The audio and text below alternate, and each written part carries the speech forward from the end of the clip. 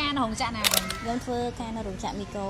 មេកូនៅខាងមកបត់ណោះហើយបងដាក់ពាក្យតាមអីគេដែរខ្ញុំដាក់ទៅតាម Facebook តាម Facebook Page ណោះបងដាក់ពាក្យនៅឆៃហ៊ីហ្នឹងចំណាយលុយអស់មែន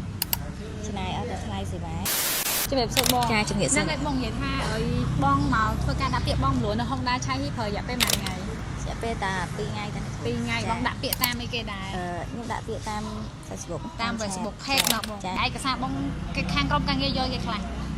យកតែតសញ្ញាណប័ណ្ណអត្រាគោលដ្ឋានហើយនិងសភៅគ្រួសារហើយដូចជាមានការងារហើយនឹងដូចជារបាយការណ៍ធនាគារហ្នឹងហើយបងអញ្ចឹងបងមានអីផ្ដាំផ្ញើទៅបងប្អូនដែលកំពុងតែមានតម្រូវការត្រូវការចង់ដាក់ពាក្យបងមលម៉ូតូនៅ Honda ឆៃហ៊ីអត់ថាវាមានភាពងាយស្រួលអីខ្លះអញ្ចឹងណាចាមានតែអ្នកជួយចេញចង់តាមផ្ញើដល់បងប្អូនកម្មកររោងចក្រដូចខ្ញុំអញ្ចឹងបើសិនជាគាត់ចង់ដាក់ពាក្យយកម៉ូតូបងរំលោះនៅឆៃហ៊ីអាចដាក់បានព្រោះអីវាសេវាកម្មលឿនរយៈពេលតែ2ថ្ងៃអាចចាប់ម៉ូតូទៅជិះបានហើយដាក់តាមអនឡាញទៀតចា